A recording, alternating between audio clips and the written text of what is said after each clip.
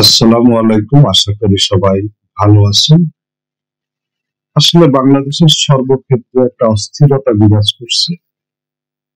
ধর্ষণ, খুন এইগুলো যেন বাংলাদেশের পিছিয়ে ছাড়ছে না। প্রত্যেক দিনই কোথাও না কোথাও আসলে অপ্রীতিকর ঘটনা ঘটছে। প্রত্যেক দিনই চুরি, ছিনতাই, ডাকাতি এগুলার খবর তো এখন একেবারে নিত্য নৈমিত্য ব্যাপার হয়ে গেছে।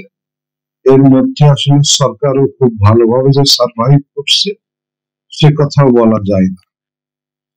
6 মাসে ব্যাংক থেকে প্রায় 7,000 কোটি টাকা ঋণ নিয়েছে সরকার। চলতি 2024-25 অর্থ বছরের প্রথম 6 মাসে জুলাই থেকে ডিসেম্বরে সরকার ব্যাংকগুলো থেকে 6,744 কোটি টাকা নিট ঋণ নিয়েছে, যার ফলে ডিসেম্বর শেষে ব্যাংক থেকে নেওয়া ঋণের পরিমাণ দাঁড়িয়েছে 4,75,666 কোটি টাকা।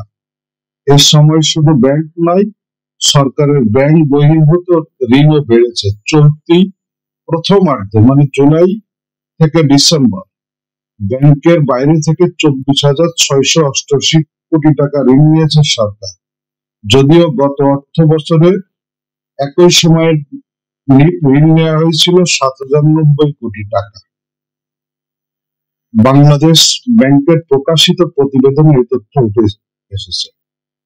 প্রতিবেদন অনুযায়ী দেশের অভ্যন্তরীণ উৎস থেকে সরকারের ঋণ গ্রহণ বেড়েছে। চলতি অর্থ বছরের প্রথম 6 মাস জুলাই ডিসেম্বরে অভ্যন্তরীণ উৎস থেকে নেওয়া ঋণের পরিমাণ দাঁড়িয়েছে 31,432 কোটি টাকা, যা এর আগের অর্থাৎ গত 2023-24 অর্থ বছরের একই সময়ের তুলনায় 69 গুণ বেশি।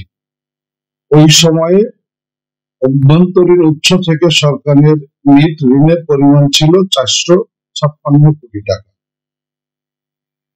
কেন্দ্রীয় ব্যাংকের প্রতিবেদনে আরো বলা হয়েছে, আগে সরকারের নেওয়া ঋণ পরিশোধ করতে চলতি 2024-25 অর্থ বছরের প্রথমার্ধে ব্যাংক ব্যবস্থা থেকে সরকার এর ঋণ বেড়েছে।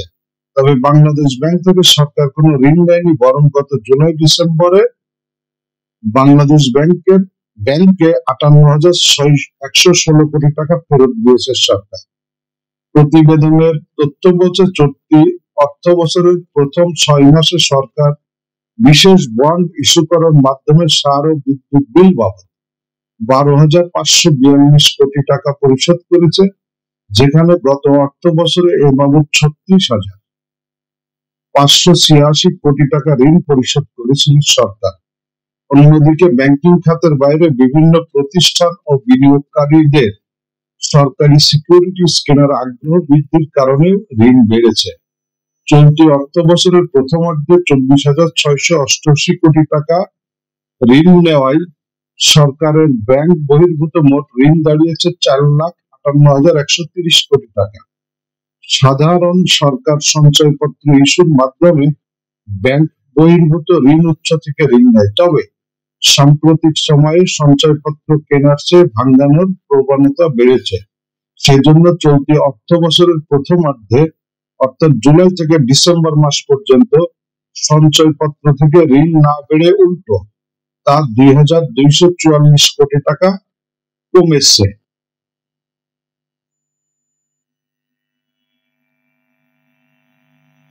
তো এই হচ্ছে আপনার খবর যে সরকার যেমন ঋণ নিয়েছে, কিন্তু এই ঋণগুলো এই চ্যানেল 24 এর যে প্রতিবেদন অনুযায়ী আসলে বিগত যে সরকার, সেই সরকারের দায় দেনায় মেটানো হয়েছে অধিকাংশ ক্ষেত্রে।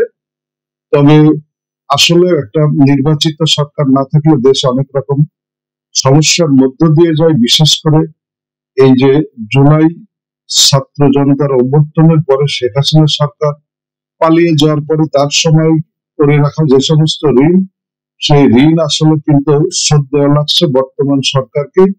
তবে আমরা আশাবাদী যে এভাবে আমাদের যারা রেমিটেন্স যোদ্ধা, ওনারা যেভাবে রেমিটেন্স পাঠিয়ে দেশকে সহায়তা করছে, তাতে এই যে অর্থনৈতিক যে সমস্ত ছোটখাটো সমস্যা, এগুলো অচিরে সরকার কাটিয়ে উঠবে বলেই আমি বিশ্বাস করি।